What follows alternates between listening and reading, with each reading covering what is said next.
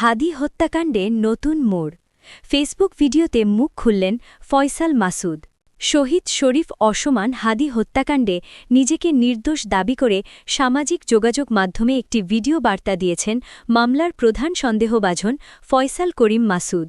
তবে ঢাকা মহানগর গোয়েন্দা পুলিশ ডিবি বলছে, ভিডিওতে ফয়সাল কী দাবি করলেন তা তদন্তের জন্য গুরুত্বপূর্ণ নয়। পর্যাপ্ত তথ্যপ্রমাণ ও সাক্ষ্যের ভিত্তিতেই তাকে হত্যাকাণ্ডে জড়িত হিসেবে নিশ্চিত করা হয়েছে। ডিবি সূত্রে জানা যায়, এখন পর্যন্ত এ ঘটনায় ১১ জনকে গ্রেপ্তার করেছে ডিবি। তাদের মধ্যে ১৬৪ ধারায় ৬ জন স্বীকারোক্তিমূলক জবানবন্দি দিয়েছেন। যাদের গ্রেপ্তার করা হয়েছে তাদের মধ্যে রয়েছেন ফয়সালের বাবা মোহাম্মদ হুমায়ুন কবির, ফয়সালের মা মোসাম্মদ হাসি বেগম ও স্ত্রী সাইদা পরভিন সামিয়া সহ আরও ৮ জন। ঢাকা মহানগর গোয়েন্দা পুলিশের প্রধান মোহাম্মদ শফিকুল ইসলাম বলেন, ভিডিও বার্তায় সে কী বলেছে সেটা আমাদের দেখার বিষয় না, আর ভিডিওটি এআই জেনারেটেড কিনা সেটাও প্রশ্ন রয়ে যায়। হাদি হত্যাকাণ্ডে ফয়সাল মূল অভিযুক্ত, এ বিষয়ে আমাদের কাছে পর্যাপ্ত তথ্যপ্রমাণ ও সাক্ষ্য রয়েছে। ফয়সালের মা, বাবা, স্ত্রী ও তার প্রেমিকা স্বীকারোক্তিমূলক জবানবন্দি দিয়েছেন। এছাড়া সীমান্ত এলাকায় তাকে নিয়ে যাওয়া ড্রাইভারের সাক্ষ্যও রয়েছে। আমরা আমাদের তদন্তের ভিত্তিতেই আছি এবং হত্যাকাণ্ডে ফয়সালের জড়িত থাকার বিষয়টি নিশ্চিত। ভিডিওটি এআই জেনারেটেড কিনা তা নিয়ে পুলিশের সন্দেহ থাকলেও ডিজিটাল অনুসন্ধানী সংবাদমাধ্যম দ্য ডিসেন্ট জানিয়েছে, ভিডিওটি এআই জেনারেটেড নয়। ভিডিওতে দৃশ্যমান ফয়সালের চেহারা, মুখভঙ্গি ও অভিব্যক্তি তার বাস্তব চেহারার সঙ্গে পুরোপুরি মিলে যায়।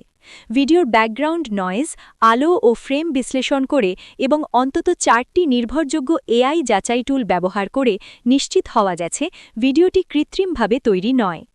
তাদের প্রতিবেদনে আরও বলা হয়, তবে ভিডিওর কিছু ফ্রেমে ফয়সাল একটি নির্দিষ্ট মুখভঙ্গি করার সময় তার থুতনিতে থাকা দাড়ি অদৃশ্য হয়ে যেতে দেখা যায়।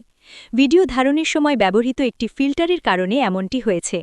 ফিল্টারে এআই প্রযুক্তি ব্যবহার হলেও এটি পুরো ভিডিওকে এআই সৃষ্ট কন্টেন্ট প্রমাণ করে না। ভিডিও বার্তায় ফয়সাল দাবি করেন তিনি বর্তমানে দুবাইয়ে অবস্থান করছেন, তবে শুধু ভিডিওর ভিত্তিতে তার অবস্থান নিশ্চিত করা সম্ভব নয়।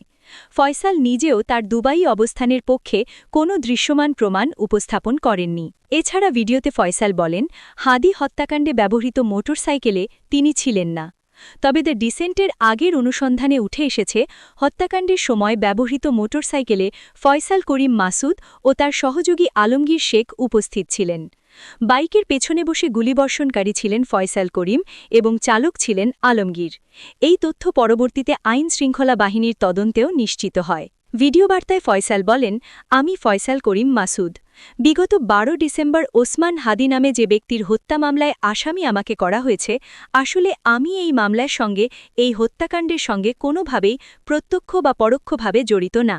গত ১২ ডিসেম্বর দুপুরে নির্বাচনী প্রচারণা শেষ করে ফেরার সময় সন্ত্রাসীদের গুলিতে আহত হন ঢাকা ৮ আসনের স্বতন্ত্র প্রার্থী এবং রাজনৈতিক আন্দোলন ইনকালাব মঞ্চের মুখপাত্র শরীফ ওসমান হাদি।